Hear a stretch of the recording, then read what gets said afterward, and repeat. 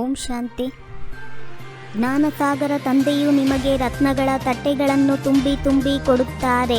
ಎಷ್ಟು ಬೇಕೋ ಅಷ್ಟು ನಿಮ್ಮ ಜೋಳಿಗೆಯನ್ನು ತುಂಬಿಸಿಕೊಳ್ಳಿ. ಎಲ್ಲ ಚಿಂತೆಗಳಿಂದ ನಿಶ್ಚಿಂತರಾಗಿ ಬಿಡಿ. ತಂದೆಯು ನಿಮ್ಮ ಮೈಲಿಗೆ ವಸ್ತ್ರಗಳನ್ನು ಸ್ವಚ್ಛ ಮಾಡಲು ಬರುತ್ತಾರೆ. ಆತ್ಮವು ಯಾವಾಗ ಸ್ವಚ್ಛ ಅರ್ಥಾತ್ ಪಾವನವಾಗಿ ಬಿಡುತ್ತದೆಯೋ ಆಗ ಮನೆಗೆ ಹೋಗುವ ಆರುವ ರೆಕ್ಕೆಗಳು ಬಂದು ಬಿಡುತ್ತವೆ. ಸ್ವಚ್ಛವಾಗುವುದಕ್ಕಾಗಿ ಗಂಗೆಯಲ್ಲಿ ಹೋಗಿ ಸ್ನಾನ ಮಾಡುತ್ತಾರೆ. ಆದರೆ ನೀರಿನಿಂದ ಆತ್ಮವು ಸ್ವಚ್ಛವಾಗಲು ಸಾಧ್ಯವಿಲ್ಲ. ನೀವು ನೆನಪಿನ ಯಾತ್ರೆಯನ್ನು ಮರೆಯಬಾರದು. ಮುಂಜಾನೆಯ ಸಮಯದಲ್ಲಿ ಹೇಗೆ ಶಾಂತವಾಗಿರುವ ಅಭ್ಯಾಸ ಮಾಡುತ್ತೀರಿ, ಮಾತನಾಡುವುದಿಲ್ಲ, ಏಕೆಂದರೆ ಅದು ನಿರ್ವಾಣಧಾಮದಲ್ಲಿ ಹೋಗುವ ಯುಕ್ತಿಯಾಗಿದೆ. ಈಗಂತೂ ಎಷ್ಟು ಕೋಟಿ ಆತ್ಮಗಳಿದ್ದಾರೆ. ಆದರೆ ಸತ್ಯಯುಗದಲ್ಲಿ ಕೆಲವು ಲಕ್ಷಗಳಷ್ಟು ಆತ್ಮಗಳೇ ಇರುತ್ತಾರೆ. ಉಳಿದೆಲ್ಲರೂ ಪರಮಧಾಮದಲ್ಲಿ ಇರುತ್ತಾರೆ. ಪಾರಲೌಕಿಕ ತಂದೆಯು ಯಾವಾಗ ಬರುತ್ತಾರೆಯೋ ಆಗ ಎಲ್ಲರಿಗೆ ಸುಖವನ್ನು ಕೊಟ್ಟು ಹೋಗುತ್ತಾರೆ. ಮತ್ತೆ ಸುಖದಲ್ಲಿ ಅವರನ್ನು ನೆನಪು ಮಾಡುವ ಅವಶ್ಯಕತೆ ಇಲ್ಲ. ಇದು ವಿಭಿನ್ನ ಧರ್ಮಗಳ ವಿಭಿನ್ನ ಲಕ್ಷಣಗಳ ವೃಕ್ಷವಾಗಿದೆ. ಎಲ್ಲರ ಗುಣಲಕ್ಷಣಗಳು ಬೇರೆ ಬೇರೆಯಾಗಿದೆ. ಈ ವೃಕ್ಷದ ಭೂತ ಭವಿಷ್ಯತ್ ವರ್ತಮಾನವು ಬಹಳ ಸಹಜವಾಗಿದೆ. ಶ್ಯಾಮ ಸುಂದರ, ಇದು ದೇವಿ ದೇವತೆಗಳಿಗಾಗಿ ಗಾಯನವಿದೆ. ಯಾವಾಗ ಅವರು ಸತೋ ಪ್ರಧಾನರಿಂದ ತಮೋ ಪ್ರಧಾನರಾಗುತ್ತಾರೋ ಆಗ ಹೀಗೆ ಮತ್ಯಾವುದೇ ಧರ್ಮದಲ್ಲಿ ಶ್ಯಾಮ ಮತ್ತು ಸುಂದರರಾಗುವುದಿಲ್ಲ. ಇದು 5000 ವರ್ಷಗಳ ಕಲ್ಪವಾಗಿದೆ. ಇದಕ್ಕೆ ವೃಕ್ಷವೆಂದಾದರೂ ಹೇಳಿ ಅಥವಾ ಪ್ರಪಂಚವೆಂದಾದರೂ ಹೇಳಿ, ಇದರ ಅರ್ಧದಲ್ಲಿ ಭಕ್ತಿ ಇದೆ. ಅದಕ್ಕೆ ರಾವಣ ರಾಜ್ಯವೆಂದು ಹೇಳಲಾಗುತ್ತದೆ. ಮೊದಲು ಅವ್ಯಭಿಚಾರಿ ಭಕ್ತಿ ಇರುತ್ತದೆ. ಅಂತ್ಯದಲ್ಲಿ ಸಂಪೂರ್ಣ ವ್ಯಭಿಚಾರಿ ಆಗಿಬಿಡುತ್ತಾರೆ.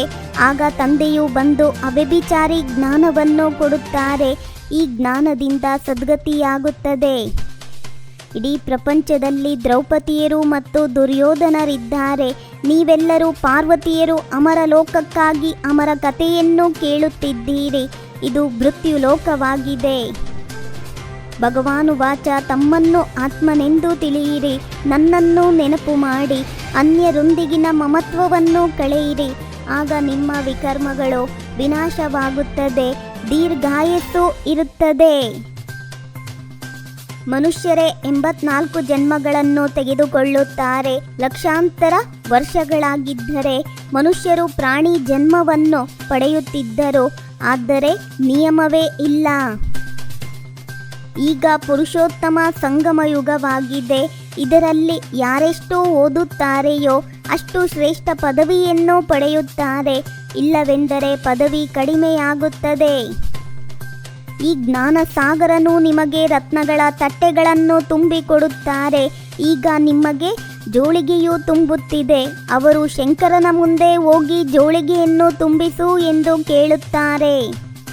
ಶ್ರೇಷ್ಠಾತಿ ಶ್ರೇಷ್ಠ ಡಬಲ್ ಕಿರೀಟಧಾರಿಗಳಾದರೂ ಆಗಿ, ಬಡ ಪ್ರಜೆಗಳಾದರೂ ಆಗಿ, ಅಥವಾ ದಾಸದಾಸಿಯರಾದರೂ ಆಗಿ, ಎಲ್ಲವೂ ನಿಮ್ಮ ಮೇಲೆ ಆಧಾರವಾಗಿದೆ. ನಾವು ಕಲ್ಯಾಣಕಾರಿ ತಂದೆಯ ಮಕ್ಕಳಾಗಿದ್ದೇವೆ. ಆದ್ದರಿಂದ ತಮ್ಮ ಮತ್ತು ಸರ್ವರ ಕಲ್ಯಾಣ ಮಾಡಬೇಕಾಗಿದೆ. ಮಾಡಿಕೊಂಡಿರುವ ಸಂಪಾದನೆ ಸಮಾಪ್ತಿಯಾಗುವ ಯಾವುದೇ ಕರ್ಮ ಮಾಡಬಾರದು. ಇದರಲ್ಲಿ ಎಚ್ಚರಿಕೆಯಿಂದ ಇರಬೇಕು. ಜ್ಞಾನ ರತ್ನಗಳಿಂದ ತಮ್ಮ ಜೋಳಿಗೆಯನ್ನು ಸಂಪನ್ನ ಮಾಡಿಕೊಳ್ಳಬೇಕಾಗಿದೆ. ವಿದ್ಯಾರ್ಥಿ ವೇತನವನ್ನು ಪಡೆಯುವ ಪುರುಷಾರ್ಥ ಮಾಡಬೇಕಾಗಿದೆ. ತಂದೆಯ ಸಮಾನ ಚಿಂತೆಗಳಿಂದ ಮುಕ್ತ ನಿಶ್ಚಿಂತರಾಗಿರಬೇಕಾಗಿದೆ. ಪರಿಶೀಲಿಸುವಂತಹ ಶಕ್ತಿಯ ಮೂಲಕ ಹಳೆಯ ಸ್ವಭಾವ ಸಂಸ್ಕಾರದಿಂದ ಭಿನ್ನವಾಗುವಂತಹ ಮಾಯಾಜೀತ್ ಭವ.